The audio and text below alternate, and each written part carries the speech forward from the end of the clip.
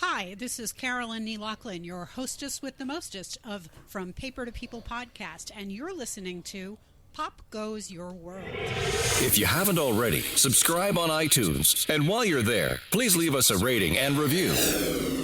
And now it's time for our feature presentation. I'm Chris McBrien, and the pop culture from Generation X is everything to me. And I'm Derek Myers, and I'm here to educate Chris on the great pop culture of today's generation. Episode 337, Vampires in Pop Culture.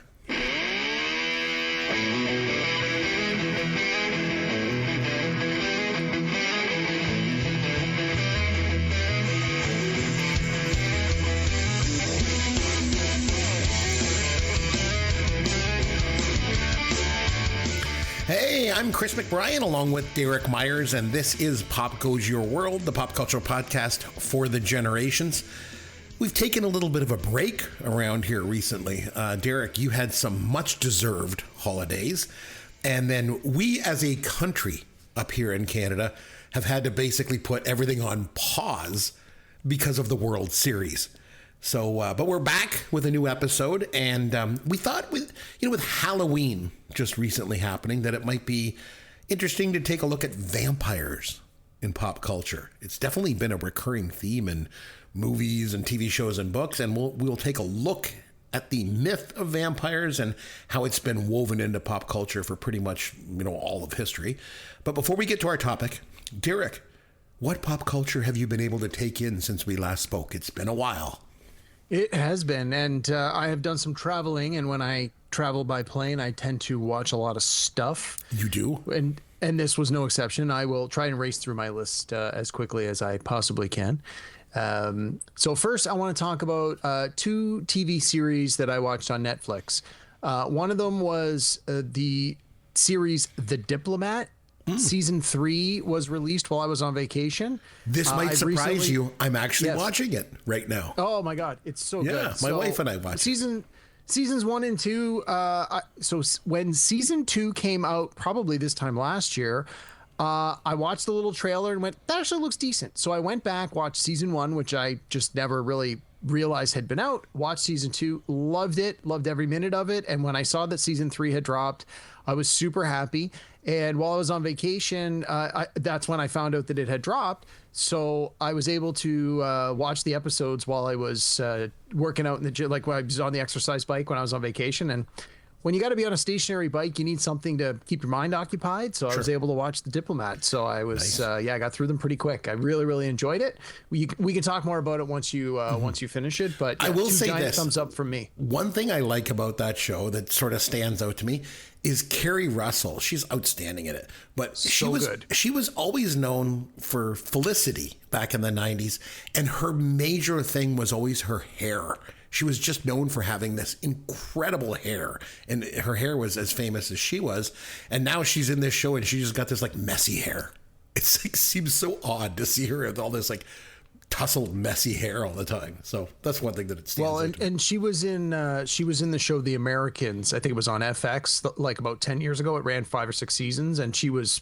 I haven't watched it, but my wife watched it every episode, and she said that she's absolutely amazing in that. I'm pretty sure she got nominated for awards. So she's been working in getting some rave reviews for her ability over the last decade, and this show is no exception. She is bringing her A game, and it is awesome. Yeah. So that was the first one. Second one was a new series. It was like a Prestige Limited series. I think it was 8 episodes, and it's called Boots. And it's about boot camp. It's based on a book called The Pink Marine. And if that title didn't give it away, the premise is that the main character that we follow through boot camp is gay. And the movie takes place in, I think, 1990. So imagine a young man in 1990 who's gay, who joins the military for various reasons. And it follows his point of view of the military boot camp through these 8 episodes. Again, this premise may not appeal to everybody, but I found the show was quite good. It was quite entertaining. It's always interesting to watch these shows that are set in the past, but not so far back that it's like the old past. Like, I lived through the 90s, so a lot of the things they talk about, a lot of their pop culture references and things that are happening in parallel with their story, I remember being alive and living through those things. And I always find that can be an interesting sort of side note to a show. If you're already enjoying it, it's just one more thing it's like the little cherry on top. So anyway, the show is called Boots. It's on Netflix. I really enjoyed it. Again, I would probably give it an A- or a B+. It's quite good.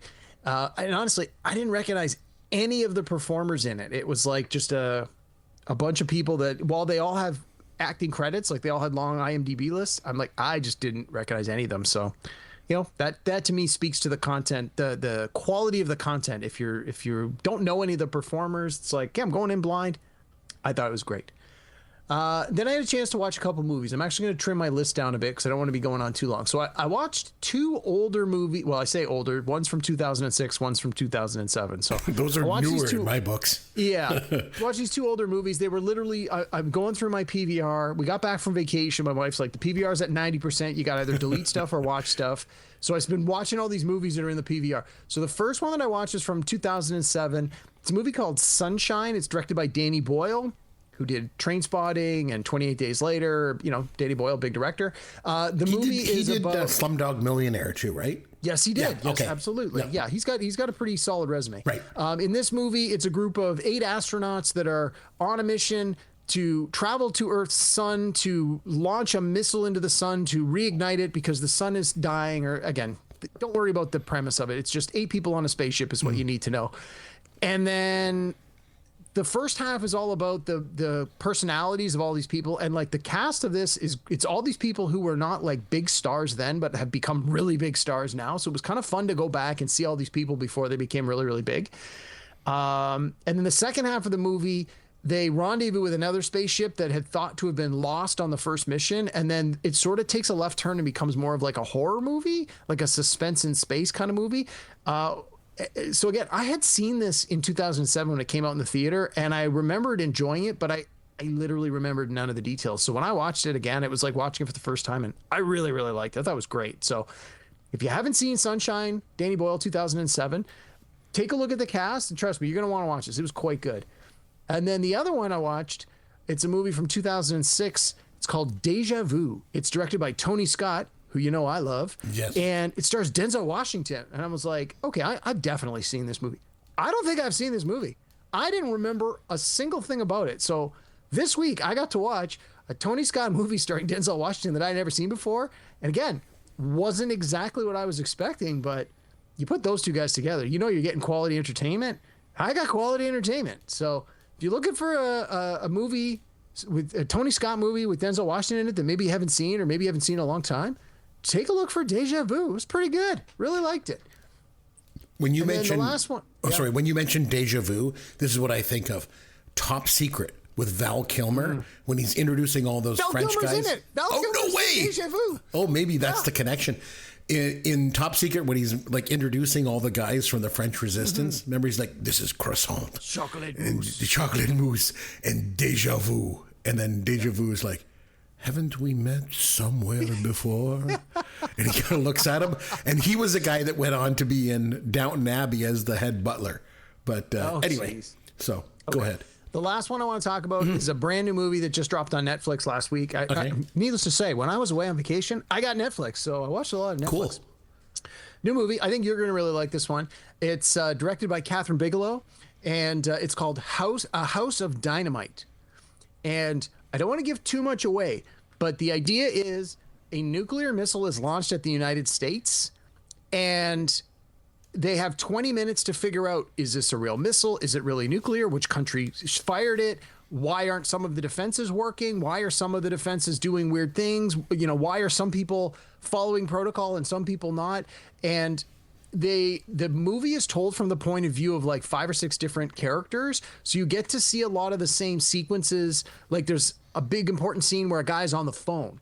And so the first time you see it, you're on the left side and you get to see and hear what that guy's saying. And then 20 minutes later, when that scene repeats, you actually get it from the point of view of the guy on the other end of the phone. And you're like, oh, that's why he was doing that, because he was doing this thing. And so it was an interesting way to tell this story, but it was also an interesting look at, just if destruction is imminent, how are the people in power going to act? How many people will do what they need to do? It reminded me a little bit of Don't Look Up, where some people were just like, this can't be real. I'm not doing it. And other people were like, whether it's real or not, we have jobs to do and they're important jobs and we have to do it. And other people were just like, I'm following orders. I don't give a shit. Sorry, I swore. But anyway, it was really good. I liked it. It's called House of Dynamite. It's on Netflix. I think it's in the top 10 movies, or at least it was when I watched it the other day. And it's directed by Catherine Bigelow, who did The Hurt Locker and Point Break and a bunch of other great movies, none of which are coming to top of mind right now. So anyway, Very cool. That was my watch list over the last couple of weeks. Those were the highlights. Nice. Oh, I got something I want to talk about. So there's an event called the 48-Hour Film Project. And here's how it works. Filmmakers are given 48 hours to shoot and edit a short film. And each year, over 50,000 filmmakers and actors from over 100 cities participate in the 48-Hour Film Project. And it starts on the Friday, and teams draw like a random film genre out of a hat. And then they have until Sunday night to deliver a finished film. And then the films are shown and they're judged, and they give awards like Best Actor, Best Director, and Best Film. And each city gets these awards. And then the winners of Best Picture from each city move on to compete in the international film festival called Filmapalooza. And anyway, the reason I mention this is because I wanted to give a shout out to our good friend and frequent guest here on the podcast, Greg Martin. So Greg and his daughter, who's a professional actress, both appeared in the film Doubling.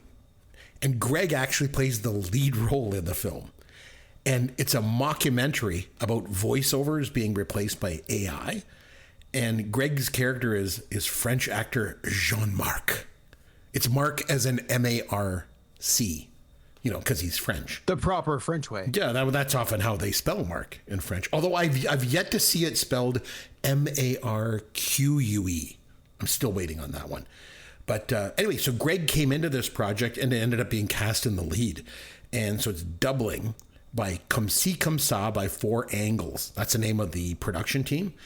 And the film's being shown at the 48-Hour Film Project screening on November the 9th at 4:00 p.m. at the Review Cinema in Toronto, Ontario. So I wanted to say best of luck to Greg and the filmmakers of Doubling. We know a film actor. It's pretty cool. Actually, we know two, really, because your good friend Paulie has not only starred in Kim's Convenience, he's been in the Star Wars universe, too. So, I mean, he's been in Murdoch Mysteries this season, or the last two seasons. He's continuing to work. Yes. And he was in The Last Airbender as well on Netflix. So, but anyway, no, congratulations to Greg. Fingers crossed. Greg and I go way back. I mean, Greg does have some acting in his background, so it doesn't surprise me that he was able to get this part. And honestly, when people say, man, I know this guy, he's a real character. That is definitely Greg to a T. Yes. Greg is a character in and of himself. So when he gets an opportunity to actually act, I'm sure it's great. So, yeah, my French isn't as good as it probably should be, but I'm not going to let that I'm sure that it's formidable, right? Oui. There you go. Okay, I also got this for you. Here's your dad joke of the week. Okay, so George Clooney, Leonardo DiCaprio, and Matthew McConaughey get together to make a movie. And Clooney says, I'll direct. Caprio says, I'll star. And McConaughey says, all right, all right, all right. That joke was anything but formidable. Boo, boo. Even Rocky had a montage. A lot of the characters in that film have AIDS. That's a big part of the storyline. America, yeah. Everybody has AIDS, AIDS. Freedom isn't free. We need to recruit the world's greatest actor. So Ronry and Sadri are Ron. I have a threshold. But it's also... No, puppet sex, I'm out. That's where I draw the line. Everybody has AIDS, AIDS. Okay, that's it. I've had enough. All right, so with... That was a good drop. That was not a bad drop. It's pretty funny. Yeah. One of my favorite movies now. So funny. Yeah, for sure. Okay, so with Halloween, just recently happening, as I mentioned, you thought, actually, it was your suggestion that we take a look at vampires in pop culture. And I thought that's a great idea for a topic because it's very pervasive, and it has been for some time. Before we get into it, I did quite a bit of research on history of all this stuff. But before we get into that, maybe Derek, you want to explain, why did you want to do this topic? Well, every year around, October, we start talking about things like horror movies. December, we talk about Christmas movies, like sort of whatever seasonal. Sure. And as we were coming into October, we talked about, what kind of reviews we wanted to do and what kind of topics we had. And one of the things that you and I had actually talked about this a little while back, probably in the summer I had brought it up, was, we see so many things about zombies these days. The Walking Dead was a legitimate phenomenon. And then all this stuff about zombies here, zombies there, zombies everywhere. We're getting a new version of the Frankenstein movie coming out. I mean, not that he's really a zombie, but you get the idea. And the vampires as a monster, as a genre, sort of also had sort of a resurgence. Well, has had multiple resurgences, but it's like you have this sort of flip-flopping of now vampires are popular, now zombies are popular. Now vampires are popular, now zombies are popular. And I find that with any monster, it's usually based, like the idea of and we'll get into this a little bit more, but the monsters themselves are usually often based in folklore or like, the fear of the unknown, but they're often just a metaphor for something. And I found that the zombie sort of angle on this has been done to death. And in my opinion, we're seeing less and less of sort of the zombie stuff. And I think we're probably going to start swinging back towards things like the vampire again. And so before it started to become a big thing again, I wanted to have a chance to just talk a little bit about it. Like, has it been, and why does it continue to be so popular? You see the vampire traditionally as a villain, but as more time passes and people are looking for new avenues to explore these kinds of stories, you get vampires as heroes, you get vampires as, all these other things. And so there seemed to be so much to potentially talk about. Like, why are people fascinated by vampire stories? Why are they continuing to make vampire stories? What sort of new angles can they be taking on these stories to not just be rehashing what's old? Or why do they keep revisiting the classics? Like, what makes them classics? Why are they so good? So I felt this was a topic where we could really dive in and just have a conversation. It's not necessarily a top 5 list. Mm-hmm. What's your 5 favorites? What are your 5 favorite vampires from pop culture? What are your 5 favorite vampire movies or anything like that? Although I'll certainly share a few of them with you as we go through. But yeah, it was that was the discussion. I thought, why don't we talk about this? Unfortunately, we were going to do this last week, so it would drop right before Halloween. So we were, kind of missed the bus a little bit, but I could see it going down the street. It's like the taillights are still in view. So we didn't miss it by that much. And we couldn't honestly get together last week because the Jays were in the World Series, so. Yeah. But again, I'll be honest. When I re-listen to our show, I'm usually a couple of months behind. So maybe someone will discover this podcast next October if they don't catch it right now. So, it's be very evergreen. So yeah, anyway, with that being said, you obviously wanted to do this topic, and then I thought it was interesting. So a couple of things I wanted to attack right away. I wanted to dig in and try and figure out, number one, the origin of the word vampire I was interested in. And I was also interested in sort of the idea of vampires, where it all came from. So this is what I was able to dig up. So I guess the definitive origin of the word vampire is not entirely clear. There seems to be roots in German, the German word Vampir from the 18th century. And there's the Serbian term vampire, also from the 18th century. But there even are traces back to the 11th to 13th century in old Russia with the pagan worship of Upiri. But so the actual name itself, not 100% sure. It comes from different places, I guess. But the idea of vampires has existed in cultures around the world for centuries.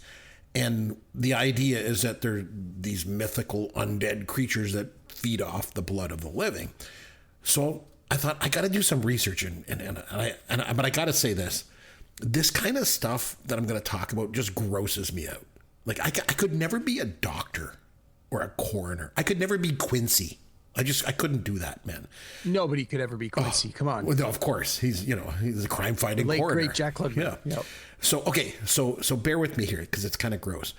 So apparently the origins of vampires comes from when they would exhume corpses and the corpses were bloated from gases that form in the body, and the bloating caused blood to come out of the mouth and the nose of the dead body. So people would look at the corpses and they would think, well, the corpse looks healthy and alive because it's bloated. And they thought the blood coming out of the mouth and nose meant that it was alive and was drinking the blood of the living. You know, it's almost natural for people to try to explain the unknown, you know, but it just, you know, most times throughout history, people just explain the unknown with really dumb ideas. And that's where this kind of originates from. So anyway, that's what I was able to dig up. But as for the origins in pop culture, it's been pervasive, like throughout history. And I think most people would say Dracula by Bram Stoker was the first real example of vampires in pop culture. But that came out in 1897. But if you go all the way back to 1819, John Polidori wrote a book called The Vampire. So it predated, you know, Bram Stoker's Dracula as well. And the first widely acknowledged vampire film was Nosferatu in 1922, based on Bram Stoker's Dracula. But probably the most famous vampire movie, I think you could argue maybe of all time, came out in 1931 with Bela Lugosi. Bela Lugosi, Dracula. yeah. Oh, man. So Dracula is the most prolific vampire ever in pop culture. And in fact, Eric, I did some research. The character of Dracula appears as a major character in more films than any other fictional character in history except one. You want to take a guess, Derek, as to which character? I'm guessing Santa Claus. Ooh, that's a good guess. No. Or Jesus. No, it's actually Jesus, that fictional character of Jesus. You're going to get emails, buddy. My email is C_McBrien at. So, the fictional character that has appeared in more movies than Dracula is actually Sherlock Holmes. So. Really? More than Santa Claus? Yeah. Believe it or not. So. I don't believe it, but okay. Have you ever seen the 1931 version of Dracula? I think you have, right? Oh, I'm sure I have, but it's definitely been a long time. Or I think I watched it for a film class, so that would have been like maybe I'll ask you: early have you ever read Bram Stoker's novel? Yeah, I had to read it both in high school and in university. So what did you think? What was your takeaway from it? Do you remember anything? I was so I actually had I watched the movie, the Bram Stoker's Dracula movie, before I read the book. And I was surprised when I read the novel that the novel is each chapter is a letter. The whole story is told in correspondence between the characters, which I thought was fascinating. And I really didn't feel that the movie leaned on that at all. I don't think it needed it. But then when I rewatched the movie, the Bram Stoker's Dracula, a couple years later, there are a lot of scenes where characters, especially Jonathan Harker at the beginning, he's writing letters. There's a lot of letters. Mm-hmm. But I thought that was again, because even back in high school, I knew I was going to go into writing, creative writing communication. So I just thought it was a fascinating way to tell a story through correspondence. Absolutely. And Mary Shelley's Frankenstein uses very similar techniques as well. I agree. The idea of writing letters, every chapter is a letter written from someone to just retelling the story. You're right. It's a fascinating way to do it. Well, and then you and again, we don't want to go down the wrong road on this one too much, but when you've got a story where every chapter is a letter written by somebody, then every chapter you're getting the bias of that character from their perspective of what they remember or of what they choose to tell you. Whereas with a normal kind of book where it's just you have the omniscient narrator who just knows all and tells all, you rarely have to take into consideration that the story is not feeding you the truth. That story is sort of neutral. But when it's letters, you always have to keep that in mind. Is this person being truthful? Are they being deceitful? Like, what is their motivation behind writing this letter, and how honest and is this reliable is this character in this instance? So. And the idea of an unreliable narrator is an age-old thing, but it's usually consistent throughout a novel. Yeah. In this case, it's not. You don't know who's right. Who you believe or not. So I also, the thing I remember a lot about that, reading that novel too, was how they would have blood transfusions. They were constantly giving blood transfusions to these people, and then they couldn't figure it out because then they'd be out of blood again. And then it all turned out that, Dracula was drinking their blood. The movie, though, from 1931, I actually watched it for a university film course. I think just like you did. I did too, yeah. It was really good. I thought it was fantastic. And, and you can look back at it and think, well, it's kind of hokey and stuff, but I thought it was very, very well done. I thought it was pretty good. But I think, was that the one, again, I did a little bit of research, but since we're a week delayed for the show, honestly, some of my facts are starting to get jumbled. But was that the first movie where the vampire was hurt by the sunlight, or was that Nosferatu? It was one of those early ones where that was like something that was introduced to the vampire lore, was the idea that the sunlight will destroy them. Was it Dracula that did that in 1931? If it was in the novel... it was not. It was not. And the novel just talked about him It didn't specifically talk about him being harmed or killed by sunlight. I read somewhere that it was one of the movies, one of the early movies talked about how that was one of the things it introduced. I thought it was that one. Yeah, probably was. Like Nosferatu was obviously a silent film, and it was based on that novel as well. They kind of ripped it off a bit. But I think it was the 1931 film that introduced that concept, if I'm not mistaken. So then... this idea of the vampire, kind of goes along for a while. And then there was a company called Hammer Film Productions. And they were a film production company out of England. And they were pretty successful. And so successful that they ended up having several divisions. And one of their divisions was called Hammer Horror. So from 1955 to 1959, they did a whole bunch of horror films that basically... they set the standard for the horror genre at the time. There were movies like The Curse of Frankenstein and Dracula with Christopher Lee and The Mummy.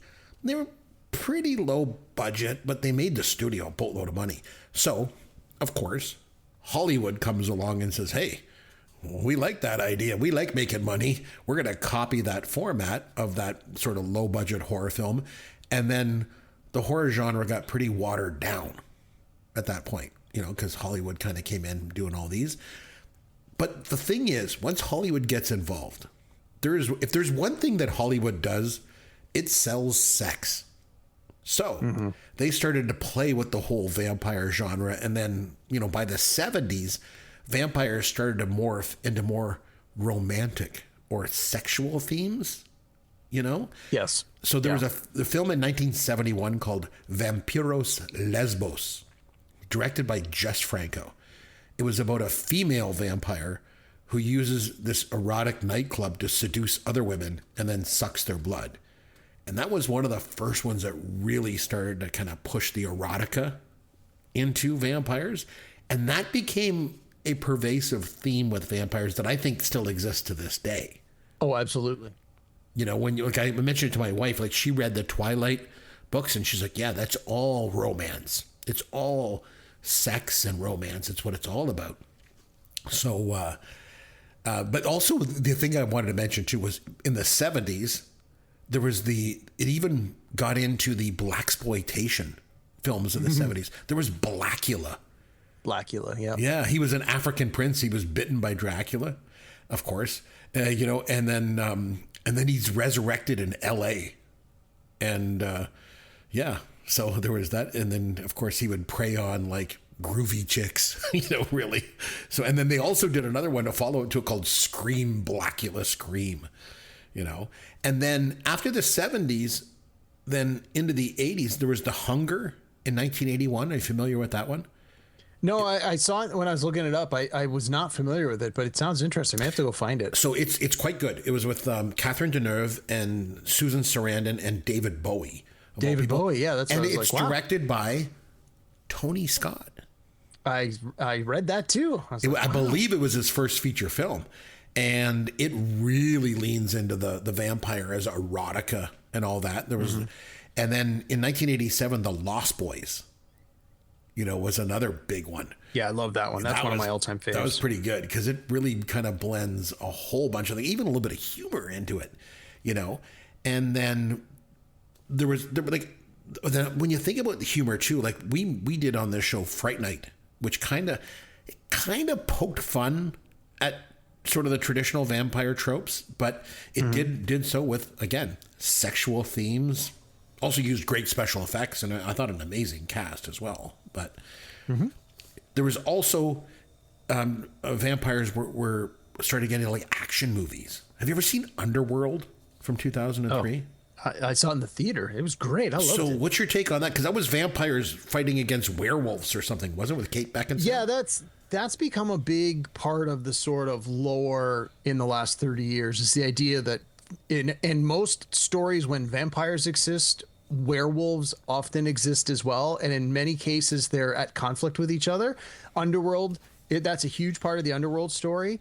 And in the Twilight books, that's a huge part of that story as well, that it's the vampires and the werewolves are sort of in a loose alliance depending on what's going on. And that continues to happen more and more in the more modern stories and retellings. Like even in the HBO TV series True Blood, which focuses on the vampires, there are still also werewolves in that. So, you know, this idea that these two classic monster tropes generally exist in the same world just seems to now be, it's like that's part of the lore. When you say to someone, tell me about vampires, it's like, you know, you need to stake them through the heart. They can't see across. They don't cast a reflection. And in many cases, people will throw in, they'll go, and they're fighting the werewolves. And you're like, really? When did that become part of the lore? But it does. It seems to have become part of the lore.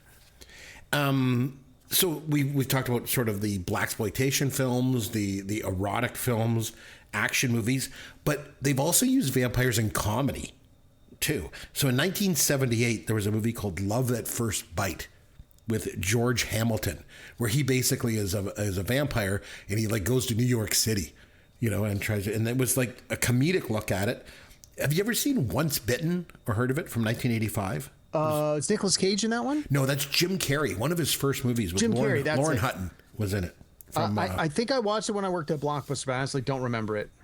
Vampire in Brooklyn was another one. That Eddie one Murphy. I have seen. It was terrible. Yeah, I thought it was in pretty the theater. bad. It was hot mess. Directed by Wes Craven, right? And Angela Bassett was in that one. Yep. Got great pedigree, but it just fell flat. In 1995, Mel Brooks, who likes to spoof everything, you know, if he can, he spoofed Dracula movies with Dracula Dead and Loving It.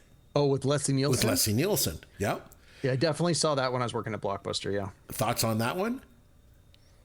I mean, they were doing so many of those spoofs with Leslie Nielsen. They did the spy one, they did the vampire one, he was a Naked Gun. It was just more of the same. Yeah. It was funny, stupid. I think he did too, yeah. In 2012, Amy Heckerling directed Vamps with Alicia Silverstone. That was a comedy as well. You could argue that The Count on Sesame Street is a comedic look at it too. I think he is. He was awesome. I always like that joke where they say, who's your favorite vampire in pop culture? And they go, the one from Sesame Street. He goes, oh, he doesn't count. Oh, I assure you he does. Oh, he does. Yeah, exactly. So speaking of TV, there've been lots of vampires on TV too. The Dark Shadows from 66 to 71.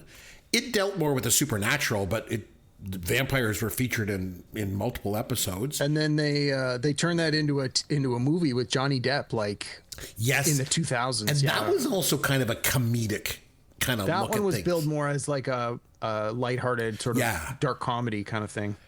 Dark, no pun intended. Obviously, one of the bigger TV shows was Buffy the Vampire Slayer, based on the early 80s movie with, I think it was Helen Christy Swanson. Christy Swanson, that was it. Yeah. And then they made it into a TV show, and it was a pretty seminal TV show as well. Because, it ran a long time, like 7 or 8 seasons, yeah. And then it even had a spinoff with Angel, you know.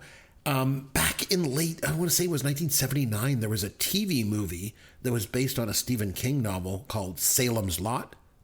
That was on TV with David Soul. Which they recently remade into a feature film a few years ago. I never saw the original, but I watched the remake not too long ago. It was quite good. Quite good, yeah. And then there's the Vampire Diaries. That's what the one guy from Lost, Ian Somerhalder, is in it. Haven't watched it, but I mean, it's always a big deal. And then True Blood, you mentioned. Have you watched True Blood? No, it doesn't. Again, I don't really like anybody in the cast. Like the main cast, just not my jam. But again, my wife watched it. I think during the pandemic, she was looking for stuff to watch and binged them all. And again, she sort of was like, it was fine. It was entertaining, but again, if that whole vampires isn't your genre, then 7 or 8 seasons of that, it's like, nope, I'm good. I mean, I think a lot of guys watched it because there was a lot of boobs, and a lot of women watched it because of the 2 male leads. But no, not my jam. See, I didn't watch that one, but I remember a buddy of mine was like, he was telling me about the concept of it, and I was like, it's kind of a cool concept, actually. The idea that vampires live among us, they're in society, they're out there, they admit who they are, and so to keep them at bay, they created this like synthetic product in like bottles you could buy, like Gatorade, but called True Blood. And then they would drink that, and that would make them not want to drink the blood of humans and things like that. So it's kind of an interesting concept, I guess. But you're a music guy. You got to help me with this one. There's been vampires also in music. So a couple things I found. Love Bites by Judas Priest. I don't know if you're into Judas Priest. It was the first song on side 2 of Defenders of the Faith. Yeah, I remember that song. And did you know that Total Eclipse of the Heart by Bonnie Tyler is actually a song about vampires? I read that, and I was like, I personally detest that song, but I kind of now want to go back and listen to the lyrics again with that in mind. So, Jim Steinman was a songwriter for all kinds of guys. And he's probably best known for writing songs for Meatloaf, especially a lot of his Bat Out of Hell songs. Bat Out of Hell, yeah. And then he said in an interview with Playbill that Total Eclipse of the Heart, he said, and I'm quoting him, he said, I was trying to come up with a love song, and I remembered I actually wrote that song to be a vampire love song. And the original title was Vampires in Love, because he was working on a musical of Nosferatu. And he said if anyone listens to the lyrics, they're just vampire lines. It's all about darkness and the power of darkness and love's place in the dark. So interesting. You said you liked the movie The Lost Boys, right? One thing that I remember, great. I remember the song "Cry Little Sister" from that movie. It was really good. I remember it was written by Gerard McMahon, and it was performed by him on that soundtrack. It didn't chart, it charted in like Australia and UK, but it was never big over here in like North America. But I always liked that song. I thought it was an interesting song, and it was on obviously the soundtrack to that movie. So I thought that was a big deal. And then I want to turn to you because you're a big game guy. You like games. Well, not video games, but no, other but games, games. Are there not vampires in Dungeons and Dragons? Oh, so many. There's like they're pervasive, right? Like Sturge or something like that. Strahd. So okay. In Dungeons and Dragons in the 80s, there was an adventure module. So a module in Dungeons and Dragons is basically like a script. So in the late 80s, there was a module or a script that came out, and it was called Ravenloft. And the idea was, it was basically a Dracula ripoff. There was this creepy old guy who lived in this giant manor. In Castle Ravenloft was the name of the castle, hence the name of the book was Ravenloft. And you basically found out that, you learn that he's a vampire and that he's longing of the lost love of his life who threw herself off the castle when, due to a series of events. And her spirit is being resurrected every 30 to 40 years. And when this new person comes, when he discovers this new person there, he always tries to, capture, take advantage of her, make her his bride. And so you as the heroes learn of this and have to protect this woman from the vampire and eventually go into his castle and find him and put the stake through his heart. It's very Dracula, but it was very, very popular. It was very sort of adult themed for the time of what kind of things were being done in Dungeons and Dragons. And it was very, very popular. So they did a sequel, Ravenloft 2. And because of course it's a vampire, he's undead. You can bring him back. And then due to the popularity of those two pieces, they ended up putting out like a whole subgenre, literally called Ravenloft, and it was like this world of gothic horror where, the most evil of evil in the world are basically punished by being given their own realm, their own world, their own province, city, country, what have you, that they rule over, but they can never leave. And the idea is that the land, the spirits of Ravenloft are basically torturing these evil creatures by constantly sending nemesis is against them to deter them and stop them from doing whatever it is, the one thing they want to do. So again, from a game point of view, it allowed you as a Dungeons and Dragons player to constantly visit the world of Ravenloft to fight off these monsters. And again, you had the Strahd as the vampire monster, but there was also like a werewolf guy. There was like a zombie lord who could control undead. There was, again, that you could just lean on all the classic monster tropes, and each of them has a place in the Ravenloft world. And it has, I think the first one came out, I think the original module came out in like 86 or 87, and then the actual Ravenloft campaign setting came out in like the early 90s, and it is still one of the most popular settings in the Dungeons and Dragons game. In the new current version of Dungeons and Dragons, they put out an adventure just called The Curse of Strahd, because Strahd is, again, one of their tentpole characters, and it's this huge ongoing story where you go into the world of Ravenloft and you have to interact with Strahd. My group played it. It took us about a year to get through it all. So wow. The idea of this vampires being not just your cannon fodder monster like in a video game where it's like, yeah, you just run up against these skeletons and just slaughter the whole group of them. It's like the vampires are always the leaders. They're the big boss at the end of the level. They're the planners. They're the pivotal villains that actually have a backstory. They're not just, okay, let's go run into the dragon's lair and stab him and steal his treasure. Like the vampire is always in these games treated as a very dangerous and very powerful villain. And they lean on all of the tropes that we've talked about. They lean on all these movies you've talked about, all the folklore and history of the origin of the vampire in regardless of how you spell it and whatever culture it's from. And it incorporates all that, as so much of Dungeons and Dragons is. That's how so much of the original monster manual with all of their bad guys and villains and monsters, that's where the original creators drew all that from, is they just looked to folklore from around the world, and the vampire was no exception. And so it's they have a long and strong standing in the world of Dungeons and Dragons as villains to thwart the heroes playing the games. Very cool. So in a second, I'm gonna ask you for some movie recommendations. But before I get to that, I want to, is there anything that I haven't mentioned so far that you'd like to bring up in regard to vampires and pop culture? Well, I have a few things I want to talk about just as like the vampires as like a creature, as a monster. So, we've talked about some of this stuff already, but when you look at vampires, they're not always portrayed in exactly the same way. Obviously, someone telling a story where they have a vampire character is going to adjust that character to the story they want to tell.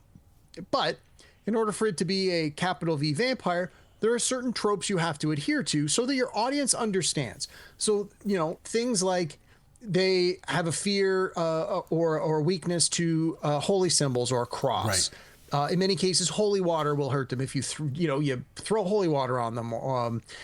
In some cases, vampires can't cross running water. I think in Dracula, it talked about how he couldn't go over the ocean unless he was in the earth of his homeland or something. So again, there's often this idea that a water barrier will keep a vampire at bay. The idea that a vampire can't go into a church because it's blessed or consecrated. And the whole trope of a vampire can't enter a home unless they are willingly invited by the homeowner. And then, as we've already talked about a little bit, sunlight is the vampire's natural weakness. As a creature of darkness, as a creature of the night, they cannot operate in sunlight. And more recently, in the last 30 to 40 years, sunlight almost always is a way to completely and utterly destroy a vampire, is to expose them to natural sunlight. And in movies like Blade, which they've done a few of those movies, they took it a step further where they said, well, it's not so much the sunlight as much as the ultraviolet rays from the sunlight. So they made weapons that could produce ultraviolet light. Again, you figure out a way to tell the story you want to tell. If you're telling a story about a badass vampire hunter, of course you're going to arm them with cool weapons. And again, that was an easy way to do it. Now, long way around, what I'm trying to get to is some of the other things about the vampire is the vampire has superpowers, right? That's what makes them so difficult to thwart and combat, is they can do things other people and other monsters can't. You know, in many cases they have supernatural strength. In many cases they can transform into a bat, sometimes a rat, sometimes a wolf, basically a creature of the night. And even in Dracula, it talks about how he can control the wolves and the bats and the again, these animals. They can either change into them or control over them. But one of the things, and then obviously the blood drinking, which I think you covered in plenty of detail. But one of the things that has always sort of been there and has definitely been played up more is the idea that the vampire can charm or hypnotize you simply by looking into your eyes or having you look into his eyes. This idea of this charisma or this charm. In Dungeons and Dragons, they literally have a power where when the vampire stares at you, you have to make a protection roll, a saving throw, or you immediately fall under the power of the mind control of the vampire. Like this is something that you see in a lot of the movies. And while on its surface, it's like, you know, a quote unquote superpower, in a lot of the stories, it's like a stand-in or a metaphor for this idea of control, this male control, because it's generally a male vampire trying to seduce a woman. And so you see that a lot, where the idea that the vampire can charm and control women to have power over them. And in some stories, you can see this being done in a really creepy and inappropriate way, sometimes deliberately for purposes of making you hate this creature. But in some cases, like some of the people creating these stories, they do it in a way that it's just like, this is super creepy. And like, why did this person ever make this? But that's a big reason I think that some people are fascinated by vampires, this idea of their ability to control others or control those who they perceive as less powerful. And again, while it can be an interesting sort of tool in your arsenal as a storyteller, it can be used in very inappropriate ways to make some otherwise pretty good stories become really creepy and really inappropriate. I think the one thing I want to start, a couple things I want to mention there that you've talked about. Like, first of all, this idea of the eyes, like having all power and being able to, like, you know, hypnotize you and stuff. That goes even back to 1931's Dracula with Bela Lugosi, because there's so many scenes where it's all dark, but the light goes right across his eyes. It's like, that's where the power is. I also like how a lot of movies, more modern movies especially, talk about some of the vampire tropes. Like you mentioned, like there's all these things like the doesn't cast a reflection and all that. Like Fright Night does it so well. It just, it dives into every single one of the tropes. You know, he can't come in the house unless he's been invited. And of course, you know, Charlie's mom invites him in and like all this. He's like, oh no. But I also like, there's a scene in From Dusk Till Dawn. And I know you didn't really like that movie, right? Well, it's very much two movies. The second half is sort of the fight the vampire part. Yep. I think each of those two comes parts up from out of nowhere on their own, but I think that just the left turn out of nowhere really threw me. Yeah, it definitely just comes from out of nowhere. But you have to appreciate the Selma Hayek of it, which I certainly do. No kidding. With that white python. But the thing you mentioned about the tropes, reason I mentioned From Dusk Till Dawn, which, by the way, if you have never seen From Dusk Till Dawn, watch it. I think it's fantastic. But it's worth one viewing for sure. Oh God, it's fantastic. I thought it was great. But and George Clooney is at the top of his game in that movie. Like, he is so. It's funny because he is this powerful, charismatic guy in that movie, and he's not a vampire. But I love the scene when they realize that the vampires, you know, are in this bar and stuff. And then they start and go through the tropes. Like, okay, how do we kill them? Well, we got to do this. I think it's a stake through the heart, isn't it? Or isn't it sunlight? And then one guy goes, oh, I think it's like no, it's a silver bullet. That's it. We need to get a silver bullet. So let's get some silver bullets and we'll do that. And I think it's Juliette Lewis is like, does anybody have a silver bullet? No? Okay, then forget it. Like, it was just funny the way she just drops the line. I thought it was pretty good. Yeah. So, okay, so I wanted to ask you if you could give a recommendation to people, two vampire movies that they should watch. What would they be? Okay, I'll go with an obscure one first that people have probably not seen and possibly even not heard of. Okay, what is it? It came out in 2007. It's called 30 Days of Night. And for me, there are so many vampire stories already out there. Whenever a new one comes out, I want to understand what makes this one different than the last one. And this one, the premise is, if you think about Alaska and countries in the very far, or like cities very far north in the like the Arctic Circle, there are times of the year where the sun doesn't rise for 30 days. Right. Well, if you're a creature that can only be hurt by sunlight, wouldn't that be a very appealing place for you to go? True. You don't have a 24-hour cycle to worry about. You now have 30 days to wreak havoc. And so that is the sort of the twist on this one. I believe it's actually based on a comic book, on a graphic novel. But the idea is that this small Alaskan town unfortunately realizes there is vampires among them just as the sun sets before these 30 days of night starts. So I don't remember it being the best movie I've ever seen, but I do remember just the overall premise was quite interesting and was something I had never seen before. So that's definitely one of them. Why don't you recommend one? Because there's another one. I just got to look up the title of it. So I'm gonna go with my textbook answer. One I would say is, if you have not watched it, watch 1931's Dracula with Bela Lugosi. It is just an unbelievable use of black and white and shading and things like that, and it's quite good. So I would recommend going back and watching 1931's Dracula. The other one that I would recommend is one of my favorite movies out of the 80s, which is Fright Night, the one from 1985. I think it was remade a couple years ago with Colin Farrell. Colin Farrell and David Tennant. Yeah, don't want to watch that, but watch the one from 1985 with Chris Sarandon and William Ragsdale and Amanda Bierce. Oh, it is so good.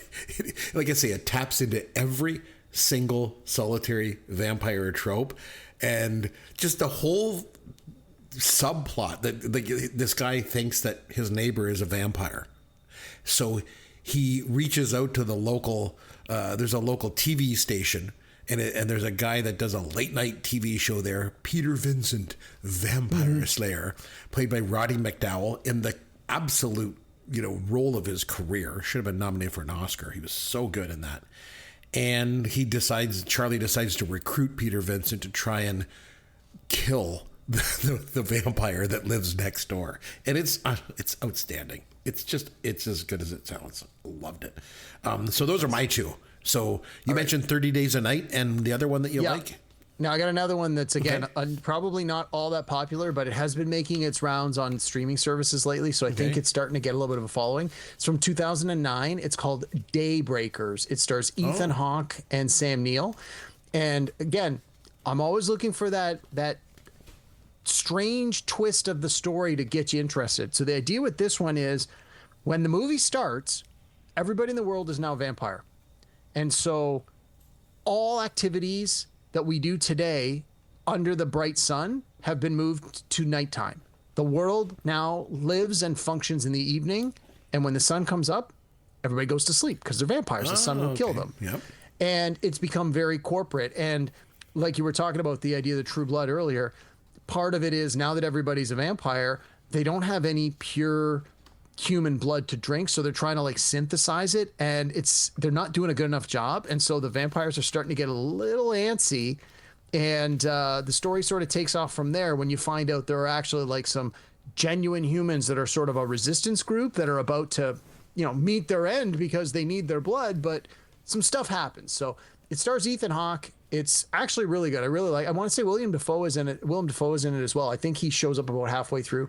Again, it's from 2009. It's not going to be something that you're going to find everywhere, but if you happen to see it, it's good. I mean, it's an interesting take on a vampire movie. It gives you a twist on a story in a way that you would not probably normally expect, which is, again, that's what I'm looking for. I don't want another Dracula. I've seen Dracula. Show me something a little different, a little more interesting. So, very cool. Yeah, so those are my two, 30 Days of Night and Daybreakers. Those would be my two recommendations if you haven't seen them. Awesome ones. So there you have it. Vampires have been sort of pervasive in pop culture for years and years and years, and we try to touch base on some of them. But now it's time to have some fun with Caveman.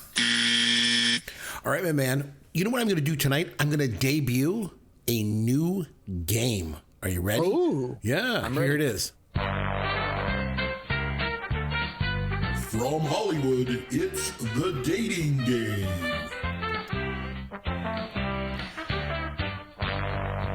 So, Derek, you remember The Dating Game? It was an old game in the 70s, Yeah, right? I think so. Yeah. So- I don't remember that music though. I think it was in that same vein though. Maybe Yeah. there's copyright issues. We don't want to use the real music. Okay, so I'm going to actually steal this idea from Jessie Bayless from over at the Vintage Video podcast.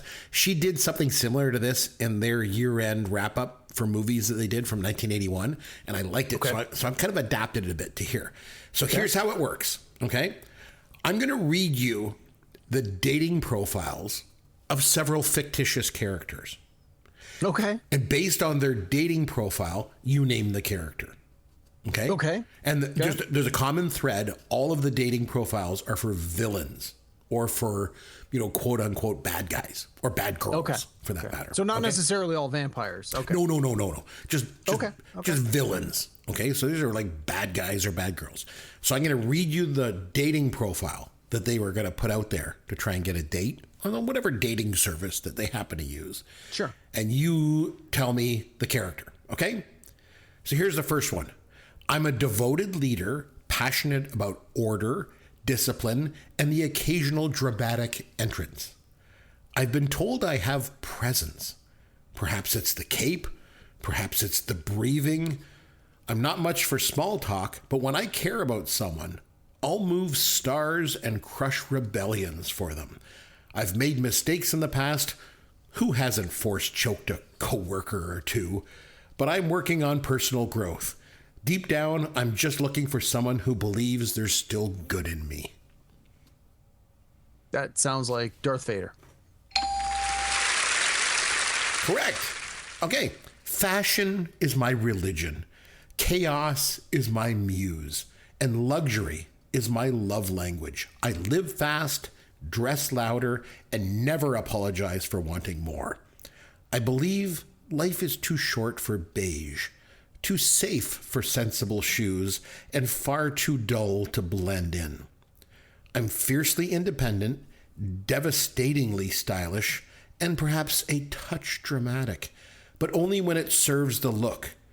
I don't chase people. I chase perfection. And sometimes puppies. Long story. Wow. I have absolutely no idea. That would be Cruella de Vil from 1001 Dalmatians. Oh, okay. Yeah. Okay, I'm a quiet, polite man who runs a small family motel. People say I'm shy, but once you get to know me, I really open up.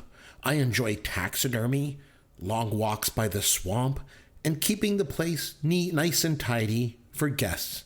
Mother always said I'm a good host. It's from Psycho. What was his name? Norman Bates. Okay, here's one. I'm a man of taste in art, in conversation, and in cuisine. Refined, educated, and endlessly curious about the human condition. I enjoy good company, fine dining, and deep, intimate discussions that get under the skin. I'm a psychiatrist by training, a chef by passion, and a connoisseur of the rare and exquisite. I pride myself on manners, culture, and the ability to make anyone feel seen. I detest rudeness, but I love liver and Chianti. That's got to be Hannibal Lecter. All right. Refined, articulate, ruthlessly efficient. I'm a man who appreciates the finer things. Tailored suits, classical music, and a well-executed plan. Some see me as the villain. I prefer strategic visionary. I value intelligence, wit, and poise. I can quote Shakespeare as easily as I can bypass a security system. I believe in enjoying life's luxuries, perhaps or preferably while they're still insured. I was thinking the Joker from Batman, but I don't think that's it. I don't know. I'll go with the Joker, but I know it's not. No, it's Hans Gruber. Hans Gruber. Oh, okay. I'm a dedicated healthcare professional who believes in structure, calm, and the power of routine. Some call me controlling. I prefer committed to stability. I take pride in maintaining order where others see chaos. It's not easy keeping everyone quietly content.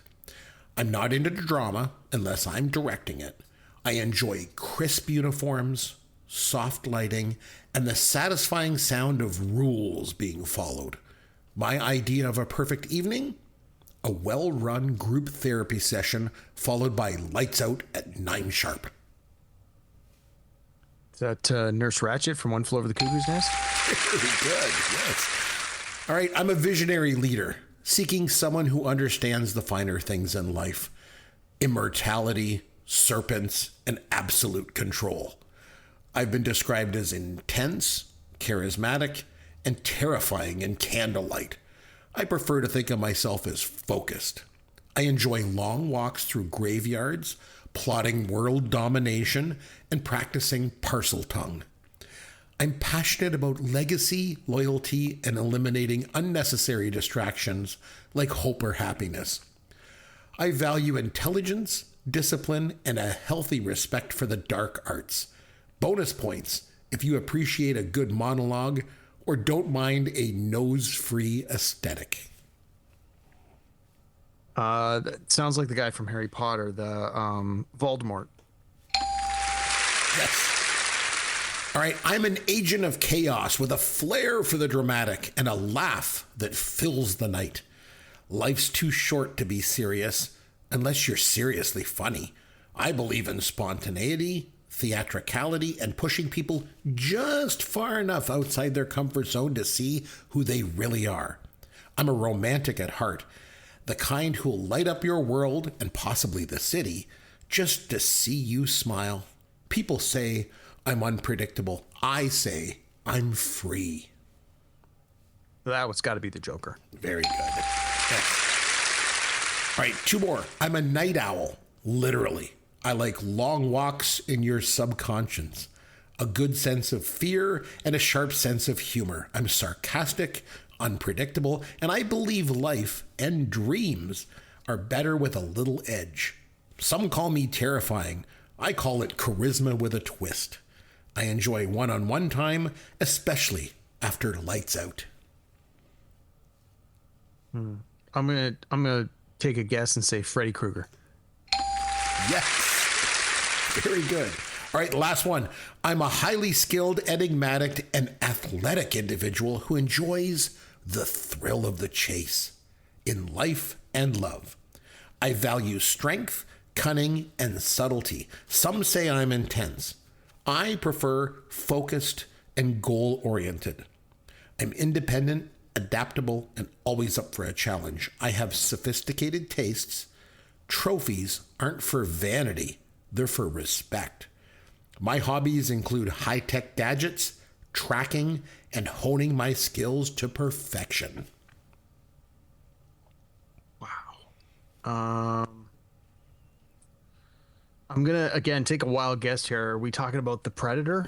Yes. All right. Dude, you should go on the dating game. You'd be getting yourself a villain in no time, man. You did really good. Yeah, not really what I'm looking for right now. No, I'm get good, it. thanks. No, you did really good playing that game. So good on you. Yeah, I only missed 101 Dalmatians, which again, I haven't seen the movie since I was like 5 years old. So But yeah, the rest of them you did really, really good. So awesome job. You're going to get a date out of that for sure. Okay, so it's over to me to suggest a movie. I think I'm thinking about this, and I just feel like since we're coming off of Halloween, and we talked about vampires, and we're talking about movie villains in our trivia section, I still want to keep it with kind of, I know horror is not really your genre of film, but I think this one kind of, it sort of straddles the line between horror and kind of a little bit of sort of tongue-in-cheek stuff too. So we're going to go back to 1982. It's a collaboration between two giants in the field, Stephen King and George A. Romero, and we're going to watch Creepshow from 1982, and we're going to come back and review it. What do you think? Creepshow. Never even heard of it. Never heard of Creep Show from 1982? No. Oh my God. Again, like I said, it was George A. Romero and Stephen King got together and made this movie, which is basically, it's like reading a comic book. There's these 5 vignettes of like horror that go on in this comic book that this kid is reading, and then they all come to life. And it's, I think we'll have to see if you like it. It's pretty good. Okay. Good movie. All right. So we're going to watch Creep Show from 1982. We're going to come back and review it next time. Until then, I'm Chris McBrien on behalf of myself and Derek Myers, and of course our producer Sloth. I want to say thank you very much for listening to Pop Goes Your World, the pop culture podcast for the generations.